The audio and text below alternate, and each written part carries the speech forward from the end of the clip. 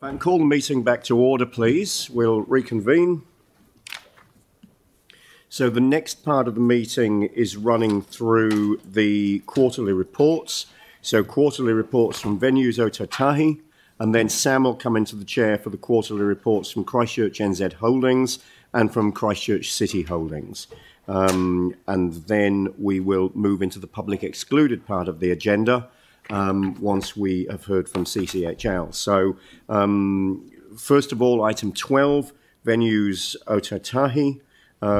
So Caroline, welcome to the table with your team, and we've got Linda Gibb from our own staff as well, and Susan Goodfellow, newly appointed director to venues Ōtautahi. A particularly warm welcome to you coming into this meeting and to the chamber for the first time. So welcome, good to have you with us, and I invite you to present the quarterly report. Thank you.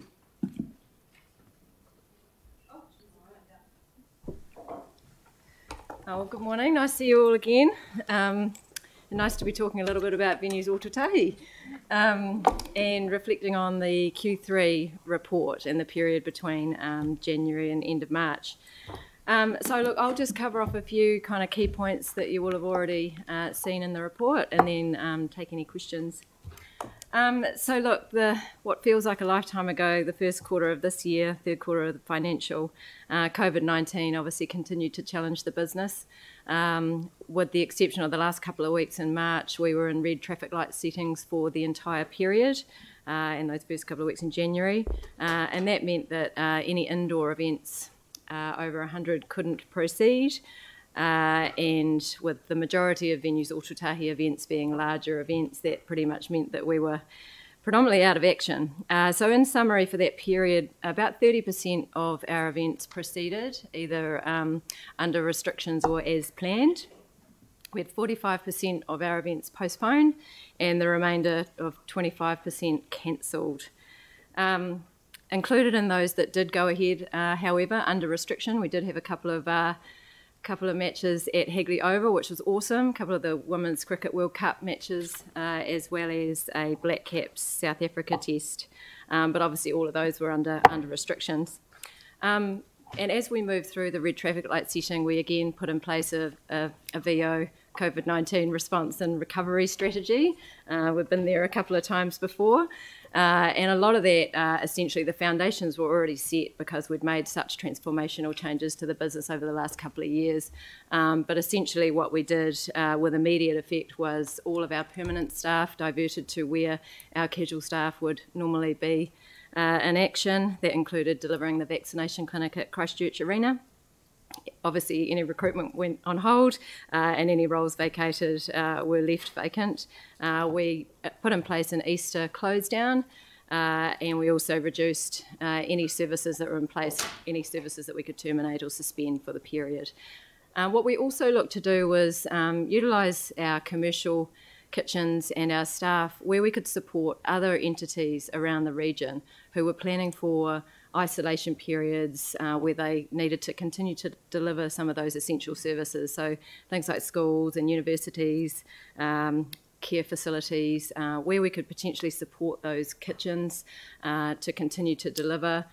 We put that in place as well. And that'll actually be something we'll continue to do if ever challenged with this sort of thing again. Look, in terms of financial impact, obviously it was significant. So we had an $800,000 negative impact on our event revenues. Year to date at that point in time was $3.9 million.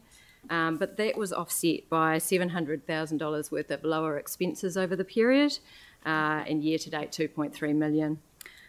So in summary, in light of those transformational changes we made back in mid-2020, we had a really strong start to the financial year this year. We put in place, obviously, that response and recovery strategy, and we did have the support of central government in the latter half of 2021 by way of the employer wage subsidy, which we didn't have for the first quarter of 2022. So we actually delivered an EBITDA above budget of $368,000, which is $246,000 ahead of budget.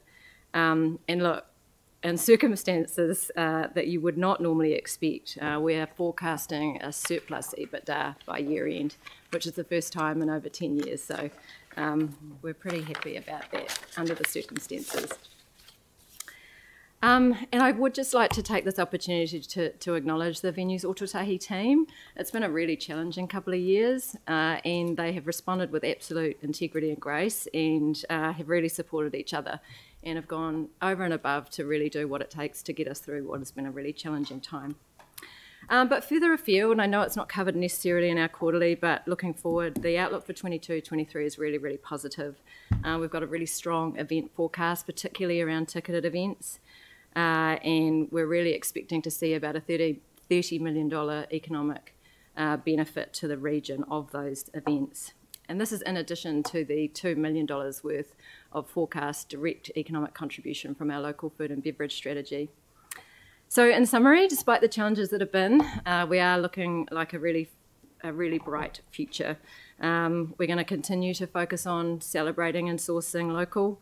We're going to focus on sustainability and the environment, accessibility and inclusivity, and continuing to deepen our connection with our cultural heritage. We're going to continue to focus on bringing those events in that deliver the most economic benefit to the region, as well as the social and cultural benefit to the region. And as always, we remain committed to our relationship with our shareholder and navigating our way through what will always be an inevitable challenge in the future. But we will continue to get stronger. We'll continue to focus on being better and more resilient as we head into the future. Thank you. Great. So thank you for the report and for that presentation, and congratulations on the results that you presented, which have been achieved in what are still very unusual and extremely challenging circumstances. So the period that we're talking about obviously was, subject to some very unusual situations. The results that you've described are outstanding, particularly in those circumstances. So thank you for that. Now, just coming to your comments around, the events sector, obviously picking up pace and some very healthy forecasts. Are you really seeing a lot of confidence come back in events? And are you also seeing postponed events playing into that space and perhaps some pent-up demand playing out as well? Yeah, a little bit of that. So I think with corporate events, you see a little bit more of a lag. There's only so many times you want to cancel and rebook and cancel and rebook. So, but that is certainly starting to build up, and we've seen some magnificent events in the town hall in the last few weeks with I Tipu and the opening of Meetings 2022. So really seeing a lot of activity, and actually the Meetings 2022 event. You're seeing a lot of enthusiasm for Ōtautahi Christchurch, a lot of enthusiasm for bringing events here, which is fantastic, and that's business events. But we really are seeing quite a surge in ticketed event activity. A lot of artists, they need to tour, they need to make money, and there's been some pent-up demand. But we've got to balance that with, only so many people will buy so many tickets per year, so we've just got to make sure that we are accepting the events that will continue to sell and deliver what they need to. Yeah, after what we've been through, it's great to be able to get to that more positive forecasting and that more positive space, though. Thank you. Are there any further questions? Sam will move. Yanni, you're seconding, or you've got a question? I had a question. Just all right.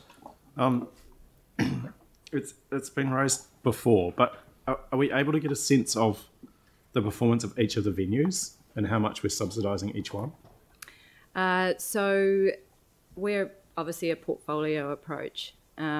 The subsidy that the council provides to Venues Ōtautahi wholly and solely goes to the R&M and asset, the fixed costs associated with the assets, and that is the Christchurch Arena, the Christchurch Town Hall, and Orange Theory Stadium. So not Hickley Oval and not the Air Force Museum. So we wouldn't report on individual venues. Right. It's just previously in the past there's been concern raised around the high cost of operation of some of the venues. And so when we just look at it at a group level, we don't get a sense of which ones are a concern. How would we do that?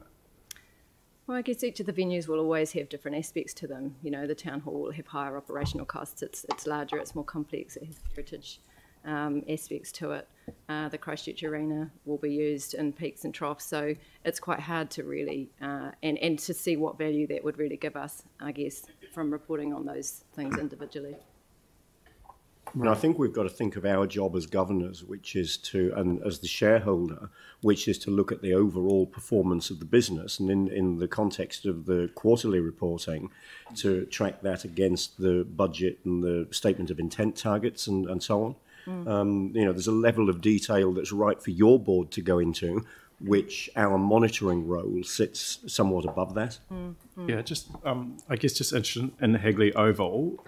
Do you attract events to that? Is that one of your functions? And do you know if there's, when we originally agreed as a council for that oval to go ahead, it was discussed that there would be non-sporting type entertainment, recreation type events there.